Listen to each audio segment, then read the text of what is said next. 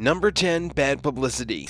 In May 2005, a former employee of a Vegas strip club was shot to death. Why? Because he badmouthed his ex-employers. 44-year-old Timothy Hadlin was a doorman at the Palomino on the main Vegas Boulevard. However, after some friction between him and the owners, he decided to call it quits and work somewhere else.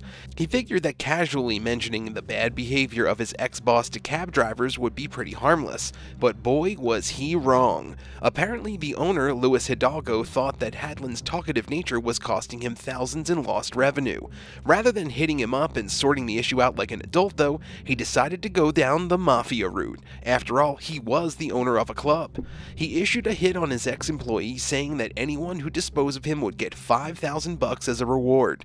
Days later, Hadlin was found dead in the middle of a deserted road near Lake Mead with a gunshot wound to the head.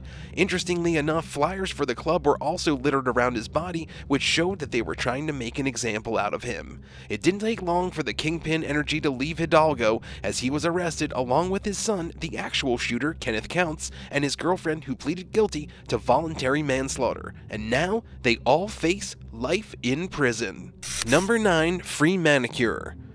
In December 2018, a woman ran over and killed her manicurist while trying to skip out on a $35 bill. 23-year-old Crystal Whipple showed up at the Crystal Nails and Spa in Vegas to get her nails done, and honestly, she seemed like your ordinary run-of-the-mill customer. So, not questioning anything, the 51-year-old manager, New Annie Nguyen, told the new client to sit down for a fresh coat of paint on her nails. The manicure was done and dusted in no time at all. When Annie asked Crystal to pay up though, there was something off about her. At first she hesitated and then proceeded to get a credit card out to make the $35 payment. But her intentions were soon made clear when the card returned an error saying that it had been stolen. Of course she wasn't ever going to admit it and tried to escape in her car under the guise of getting cash from it. Even the car she was driving, a black Camaro, didn't belong to her. When she hit the ignition and tried to get away, Annie ran out to the parking lot to block her from leaving. Crystal, on the other hand, just couldn't take the embarrassment anymore and decided that it would be a good idea to hit the gas and run the manager over instead. And she didn't just run her over, she dragged her body with the car for 50 feet or just about 15 meters, which obviously killed her. She was arrested from her home later that week and was eventually handed down a sentence of 10 to 25 years after pleading guilty to second-degree murder.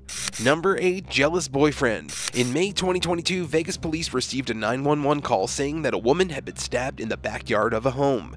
When officers arrived on the scene, they found out that it was her own boyfriend who did the stabbing. 20-year-old Michael Munoz Andrade had a suspicion that his girlfriend was cheating on him. Rather than confronting her about it, he decided to hide at a friend's place and ambush her there instead. When she turned up at the house to borrow some things, he sprung up at her, accusing her and throwing tantrums. As much as she tried to calm the situation, things just kept getting more and more heated, so much so that he started shouting that if he couldn't have her, then no one else could either. He then grabbed a knife from the kitchen and started chasing her across the garden. Apparently his intention was to kill his girlfriend and then himself.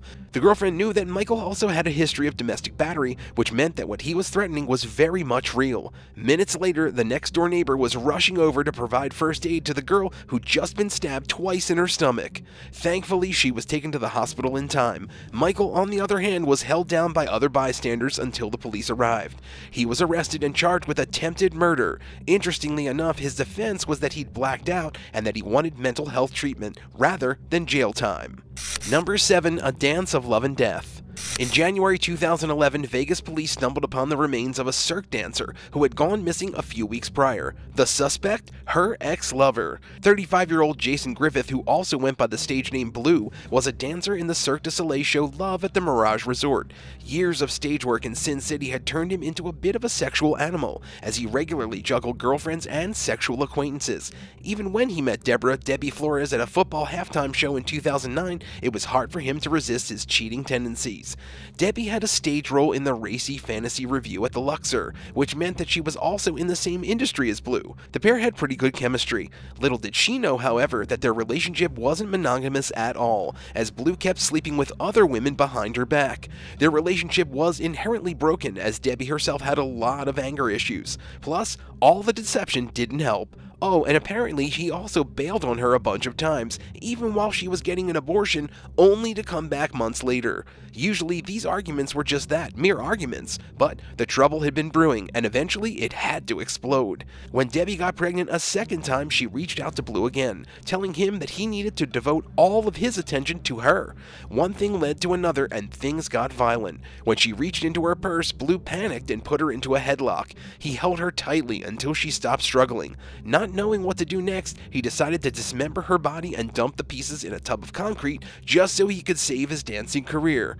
Unfortunately for him, his roommate, Louis Colombo, led police to Debbie's body, and Blue was charged with murder and sentenced to 10 years to life in prison. Do you think 10 years to life is a fair sentence? Tell us in the comments and hit that subscribe button while you're at it. Number 6. Abusive Pimp Tries Texas. In June 2020, a woman was hit and killed by a car on Interstate 610 after she was seen running away from her supposed pimp. 29-year-old Deandros Finks was a pimp around the Vegas Strip and had been in the business for a while, but with the pandemic closing casinos down in the area, he decided to try his luck in Houston instead. He got his band of prostitutes together and moved to a vacation rental to seek better business. One of the women realized that she didn't want to work and live with him anymore, so she packed her bags and got ready to leave. Finks, not being the easiest of negotiators, couldn't stand someone leaving him like that and tried to force her back into his house instead. At this point, she dropped everything and ran toward the interstate with Finks running after her. She thought that she'd be able to get away from her abusive pimp by making it across the highway, and to be fair, she almost did, until sadly, she was hit by a car and killed. Finks' story was that she got a bit too drunk with one of his customers who dropped her on the wrong side of the freeway, but surveillance footage from the property was enough to put his claims to rest, as he now faces a murder charge. Number 5. Evidence. In May 2017, the Vegas police received reports of a man who'd been stabbed to death in his Central Valley apartment. It was a used condom that led them to the actual suspect. 25-year-old Shanice McKinley, who was a prostitute at the Palace Station Casino, wasn't used to getting super rich customers, so when 80-year-old Norman walked up to her to get her services, she thought that she had just hit the jackpot. The pair quickly got into his Jaguar and sped away to his Central Valley apartment.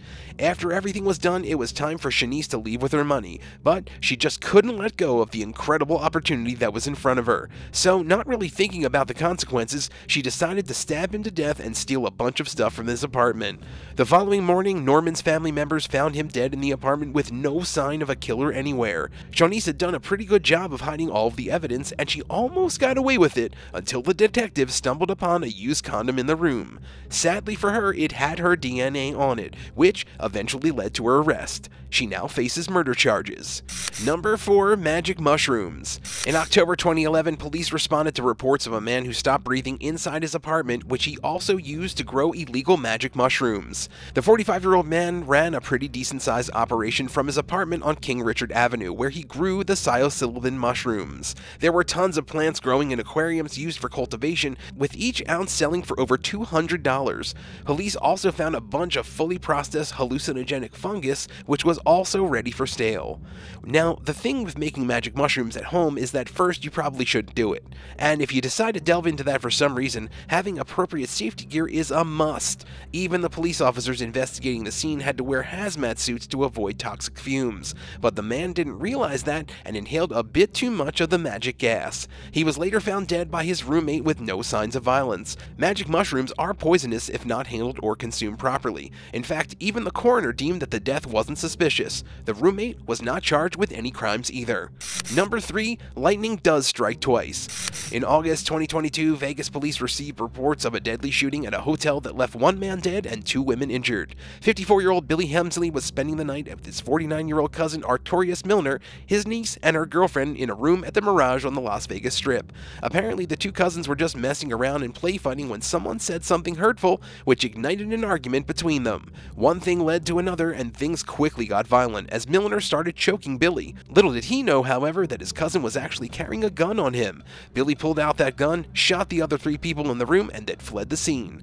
The police took less than a minute to respond, but even that was too late, as Milliner was already dead. His daughter and her girlfriend were taken to the hospital in critical condition. The daughter was shot 15 times. Billy was arrested on the same night, but here's the interesting part. This isn't the first time that he's tried to kill his cousin. Court records show that he tried to shoot at and kill Milliner almost 20 years ago in 2003, which he obviously survived. He spent a year and a half in jail for it as well. But that's not all, as Billy was also charged with attempted murder after stabbing a woman in 2012, for which he'd spent several years in prison. So this definitely wasn't his first rodeo, and perhaps he'd spent the last 2 decades plotting his revenge all along. Number 2 slot machine thief. In May 2022, a man's attempt at petty crime turned very dark when he ran over and killed someone while fleeing the scene. 28-year-old Samuel Schmid had a history of robbery and decided he was going to steal a purse from someone gambling at Dottie's slot machine casino. It was meant to be a quick crime, in and out. Little did he know, however, that this day would be his undoing. Samuel ran into Dottie's, spotted his target at one of the machines, pointed a gun at her head, and stole her purse. While he was running outside, it almost felt like he had hit the jackpot. What he hadn't factored into his mastermind plan, though, was the 60-year-old manager of the parlor, Alicia Gibellina, coming after him. So when he got into his stolen black Mercedes SUV, she stood behind the car. Of course, he wasn't going to surrender to an old lady, so he proceeded to reverse into her instead, which in turn ended up killing her. He was then arrested in Riverside County in Southern California, from where he was extradited back to Nevada and now faces a murder charge. Number 1. Deadly siblings. In May 2021, police received reports of gunshots near Twain Avenue. When officers arrived, they noticed a group of people standing near a crashed car, which had a dead man inside it. 21-year-old Sarif El Amin had been shot in his chest while driving, leading to the car crashing. This happened at around 4 a.m., and there weren't any witnesses around, but some clever trickery and mobile location wizardry led them to the 2 prime suspects, Ryan and Devwan Corte Gribbeth. The 2 siblings were both booked on charges of murder, conspiracy, and robbery. What exactly prompted them to do this, though? Well, apparently Ryan and El Amin were in his car driving to her apartment, where he dropped her off. Ryan said that she spotted her brother standing near his white Camaro and some other people outside. The group noticed El Amin had a gun in his pocket, and they asked him to see it, but he refused. He got back into the car and tried to drive away, but was approached at the window and shot in the chest. He crashed at the end of the street. Ryan got into her brother's car and tried to flee, but then she realized she left her phone in El Amin's car. Then she went back for it, and that's how detectives traced her phone back to the crime scene. Ryan refused to implicate her brother, saying that she never saw him shoot and only told him to drive to the scene later because she'd forgotten her phone in the car. Ryan's cloudy recollection of the event doesn't quite add up, though, and the siblings are now facing murder charges. Thanks for watching. If you were to win the jackpot at a Vegas casino, what would you do with all that money? Tell us in the comments below, and don't forget to subscribe. See you next time on The Bad Badger.